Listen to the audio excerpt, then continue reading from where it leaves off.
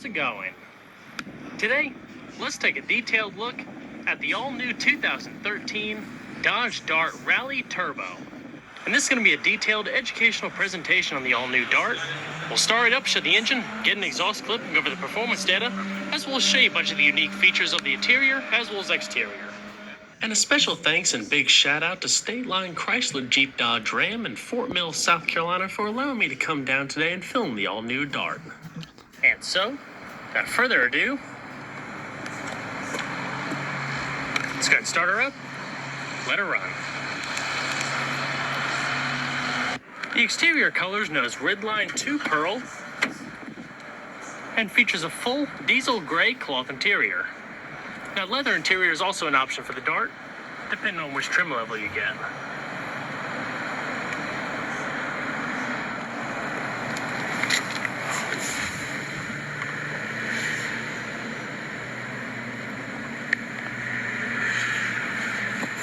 Optional 6-speed manual gearbox.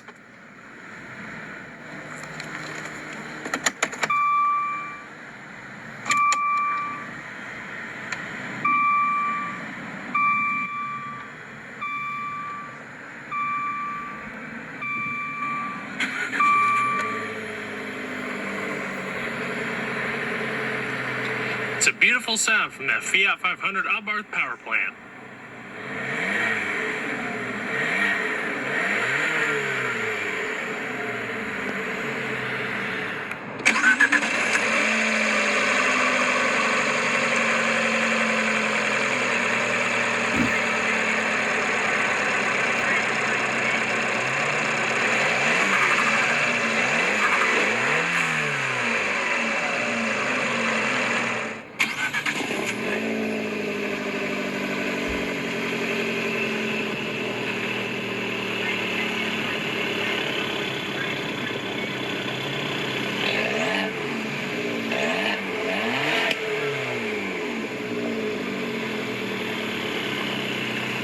The Dart features an all-new electrically assisted speed proportional rack and pinion power assist steering system. It's extremely smooth, very light, fully leather wrapped with heavy grip extensions off to the side. 2 transmission options available for the Dart include this standard 6-speed manual gearbox, nice and smooth. Pull up, over, up for reverse. And in cars equipped with a navigation system, you have an integrated backup camera with guidance lines. And also a 6-speed automatic gearbox. Nice and thick, bright satin silver accented shift ball, traipsing down to a leather shift boot, and more satin silver accenting gracing down the bottom of the casing. And so we're going to cut on the headlamps. They're automatic, fog lamps, as well as the hazards. The driver's side window is automatic down. And we're going to check out the exterior, shall we? Now, the Dodge Dart is quite an interesting and unique vehicle. It represents the first vehicle produced after the collaboration between Fiat and Chrysler Group. Now, the car shares its basic underpinnings from a European hatchback known as the Alfa Romeo Giulietta. This gives the vehicle a much more nimble, more corner-hugging type of driving experience versus the Dodge brand of traditional muscle car type. The Dart is also pretty unique, and in fact is pretty customizable depending on the buyer's desire as well as overall styling. Now, it comes in several different trim levels, including this Rallye, which can be thought of as a blend between the SXT and the Limited. Kind of a nice amount of technological features with the sportier accents, including the high-gloss black veneer trim going throughout the exterior of the vehicle, and that unique red and black accented crosshair grille so familiar to the other Dodge lineups. And while there are many different trim levels, there's also 3 different powertrain options at this time. A 2-liter 4-cylinder standard, a 1.4-liter turbocharged 4-cylinder that's found in the Fiat 500 Abarth, as well as an upgraded 2.4-liter naturally aspirated 4-cylinder, more geared for performance. That lower inset portion of the front fascia also has an active grille shutter system, which at highway speeds will actually close to create a much more slipstream effect for the Dart, and therefore overall increase the efficiency. The only time it'll stay open is if you're traveling in city, high heat scenarios, going up hills, and all the like. The Dart also features vastly more aggressive, more refined styling than any other Dodge small car before it. You have those wraparound cat-eye-like headlamps featuring standard projector halogen beam headlamps where xenons are an option. The body style is very refined in the fact that the build quality is nice, the panel gaps are very even, and it has little modest styling lines coming down across the side, just giving a little bit of accent. It also features a set of 17-inch painted cast aluminum alloy wheels mounted to Continental all-season tires measuring 225/45. Now the brakes, discs all the way around, with 12 by 1.1 inch ventilated cast iron discs in front with single piston sliding calipers, and 10.4 by 0.4 of an inch solid cast iron discs in the rear with single piston sliding calipers. Also with anti-lock brakes, traction stability control. Interestingly enough, also, there's going to be another model of the Dart coming out later this year, I believe known as the Arrow.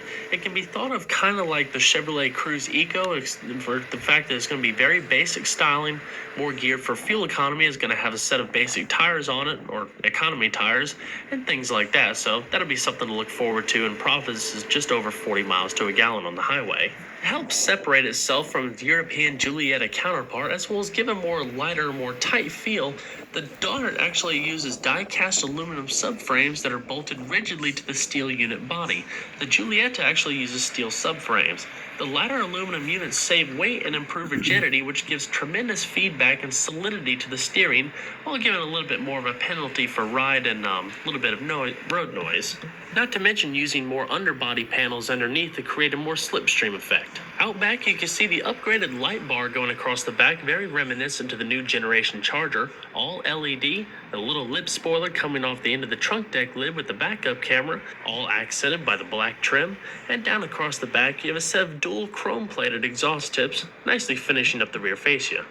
Now, also is pretty cool is the Dart can actually have a lot of high luxury features also in the upper trim levels, including automatic windshield wipers, dual zone climate control, as well as a very unique thin film transistor display that you can find in the RT model, which blends the use of analog as well as digital gauges. Overall length is around 183.9 inches with a width of 72 inches and a height of 57.7 inches.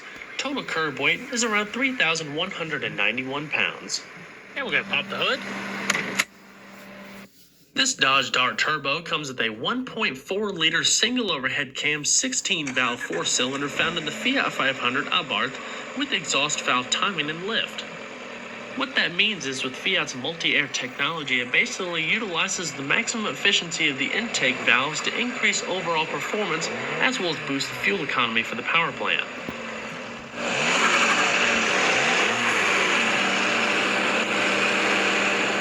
Produces around 160 horsepower at 5,500 RPM and 184 foot-pounds of torque at 2,500 RPM. 0 to 60 time is around 8.3 seconds with a quarter-mile time of 16.1 seconds at 85.4 miles an hour. As far as the optional other powertrains, the 2-liter Tiger Shark base model engine produces around 160 horsepower as well, but a lot less torque at around 145, and the fuel economy is not quite as good as the 1.4 turbo. A larger 2.4-liter multi-air 2 engine is also going to be available later this year in the RT model and produces around 184 horsepower and 174 foot-pounds of torque. And with a 15.8-gallon fuel tank running on regular unleaded gas, it achieves an estimated miles per gallon rating of around 27 city, 39 highway, with an estimated driving range of around 568 miles. Beautiful little power plant. The Dart's interior is also pretty nifty. Just by looking at the curvaceous styling, as well as the overall design of the interior, you can definitely tell it's more of a European nature, which makes sense being that the car is based on an Alfa Romeo. The interior quality is also pretty good for a car in this segment. It does have a little bit of harder materials going across the door here, but does have a nice amount of padded material coming across the dash as well as the speedometer cluster, but essentially all that needs to be padded is, specifically in the touch points coming across the armrest here with your integrated stitching, as well as the cloth inserts coming across the door panel. Curvaceous styling coming down across the door, two-tone color scheme coming down towards the bottom with integrated storage, your lock and unlock, all of your power windows that you saw earlier, as well as your power mirrors. Also, probably one of the more funky design accents for the interior is the little pattern coming across the doors, as well as around the speaker grills and the dash. I've definitely seen mixed opinions about it, but to each his own, I suppose. You'll also see a ton of satin silver accenting going around throughout the interior, gives it a little bit more of a bright appearance. This interior features grippy cloth seating with a really nice amount of side bolstering, not too commonly seen in a car of this class. And specifically in the Rallye trim, you have that unique color contrast band coming down the middle of the seat, side airbags, adjustable seat belts, with full manual adjustment located down below, including height adjustment. And like I said, leather interior is also available. Lower storage down below, full manual tilting telescoping steering wheel, all of your lighting controls over here, as well as your speedometer cluster brightness, and the padded trim from the dash come down across the left side air vent.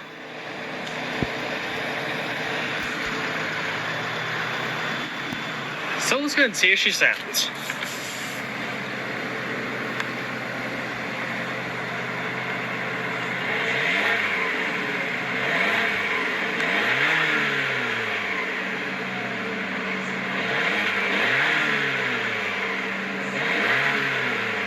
It's got a fantastic melodic burble to it. Hear just a bit of that turbo whistle.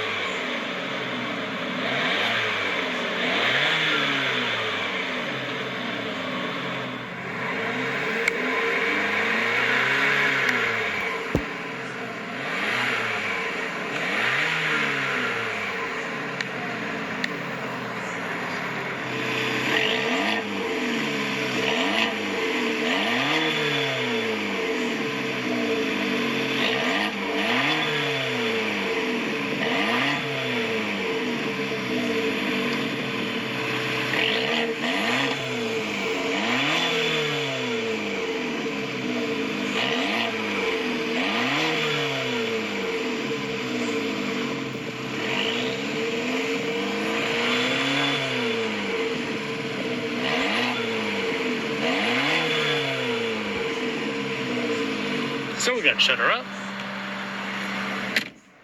Nice and solid. This Dart comes with an optional 9-speaker 506-watt Alpine surround sound system with integrated subwoofer in the rear and this 8.4-inch Garmin navigation mobile media interface. Beautiful audio quality.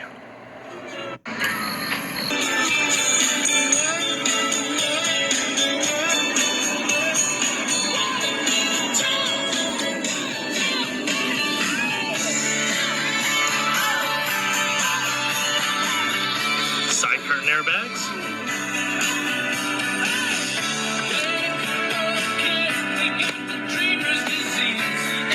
Auto-dimming rear view mirror. And in the top stack here, you have your controls for your sunroof, sunglass container, interior illumination. Sunroof is one-touch automatic.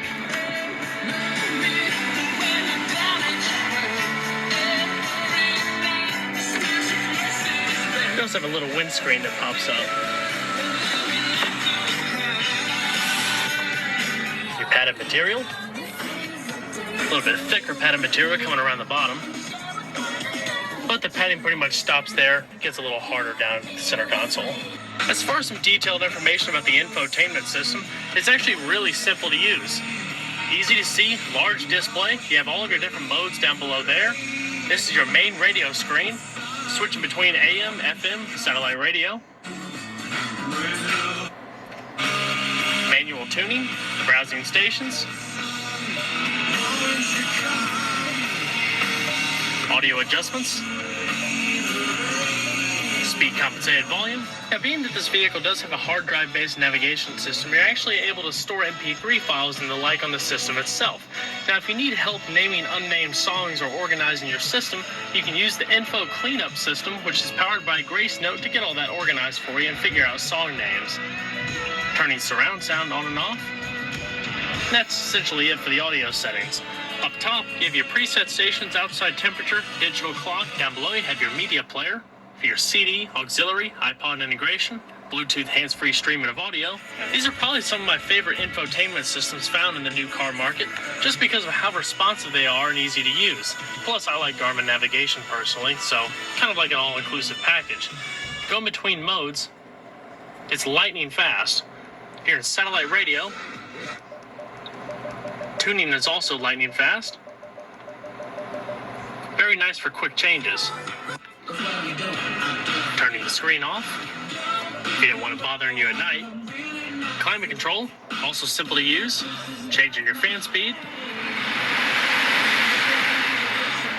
Different zones, front defrost activation, rear defrost, recycling, as well as your temperature adjustment. Navigation, easy to see map, your destination input,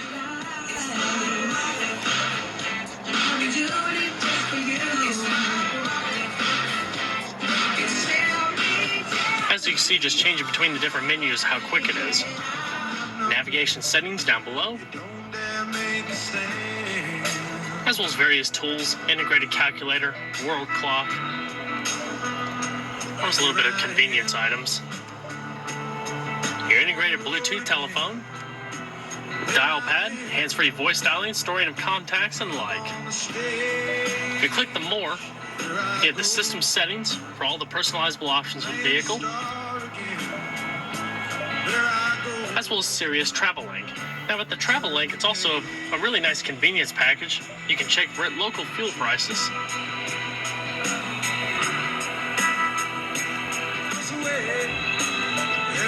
real-time weather updates, ski info, 5-day forecast, also nice and convenient, movie listings, sports. It'll actually scan your favorite sports teams across the radio bands to see if any of your games are playing at the current moment. All pretty nifty. You also have your standard climate control settings down below here if you didn't want to have to fiddle with the system itself. Tune, scroll through the system here if you just wanted to scroll through your radio stations, volume and power, traction control, fan speed, temperature adjustment, front and rear defrost, AC, and recycling. As we go down through the center console, you have a little storage cubby up front here with an integrated 12-volt power outlet, illuminated cup holders at night, and what's really neat is if you need a little bit more storage space, pull this little center up, and it's located in the passenger seat. Sliding, stitch-padded armrest with a nice amount of storage space. CD is actually located in the center console. USB, auxiliary, SD card input, as well as a 12-volt power outlet. And there's a little cutout right there to slip the cord through for your MP3 device. Beautiful high-gloss veneer trim coming out across the dash. And a nice and simple analog gauge cluster outlined in red and white. Quite sporty. You also have a little heads-up display in the middle of the speedometer cluster with your outside temperature, as well as other modes via these two selectors here. Digital speed readout, trip computer, fuel data, tire pressure, and as far as the rest of the steering wheel, on the right you have your cruise control, hands-free telephone and voice recognition, part of the Uconnect system. Help. You can use your voice to control most of the features of your radio. Say things like, change to satellite 35, tune to satellite channel ESPN radio, or tune to preset 1. You can interrupt this help message at any time by pressing the voice button again. To play your music, say something like, change source to iPod. To listen to the radio, say something like, tune to 95.7 FM. Or tune to satellite channel 80s on 8.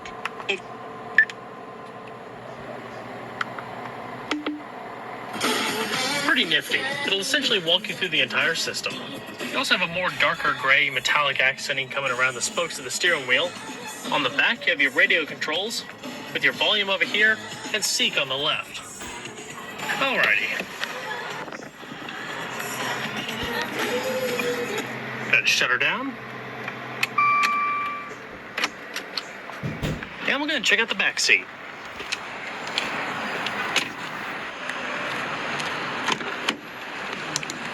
As far as the back seat room, it's pretty typical out of a smaller four-door sedan. Definitely not too bad, but might be a little bit tight for passengers over 6 feet. The same sporty trim, gracing the seats.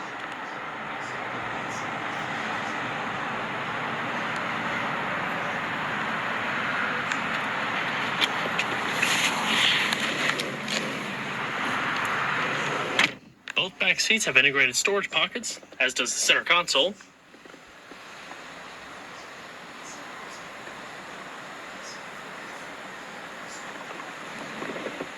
Rear interior illumination, coat hooks located on the little door insert handles, as well as little modest quarter windows in the back for increased visibility and side curtain airbags. Trunk pass-through. The back seat does also fold, and I'll show that in just a second when we get to the trunk portion. And we'll check out the rest of the vehicle, shall we? Trunk is nice and easy to open. Kind of pops up on its own a bit. It features a nice amount of cargo space, around 13.1 cubic feet. It's a low lift height, nice wide opening. It doesn't extend back too far, but it's definitely enough for some taller items. Fold the seats down by pulling on these little straps. You can definitely expand the cargo space a bit.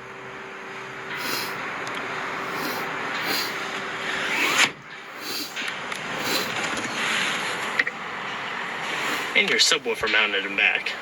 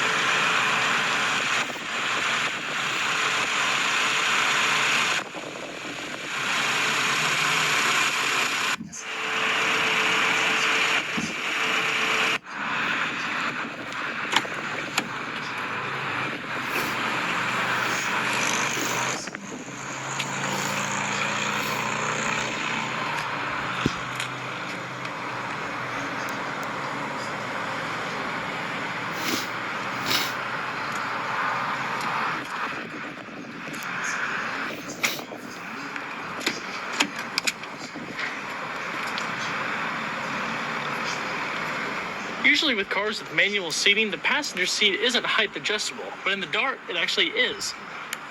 Pretty neat and something you don't see too very often. And like I said, you had that little middle fold-out portion if we need a little bit extra storage.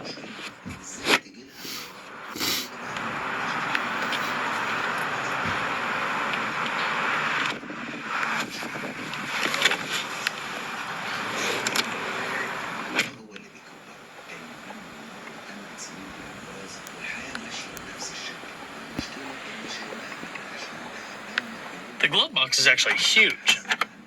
It extends far and back. I could almost extend my entire arm in there.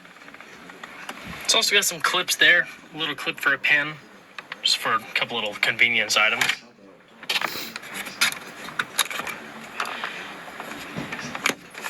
With the first full collaboration on vehicle production between Chrysler Group as well as Fiat, they've definitely come out with quite a unique vehicle with an American style and European flavor. And with that optional Abarth motor and the fantastic sounding exhaust system, it definitely makes for quite a sporty little car. Definitely looking forward to seeing where this platform goes in the future. Well guys, I hope you enjoyed this in-depth look at the all-new 2013 Dodge Dart Rallye Turbo. Be sure to stay tuned next time. There's a lot more where that came from. Take care, everybody.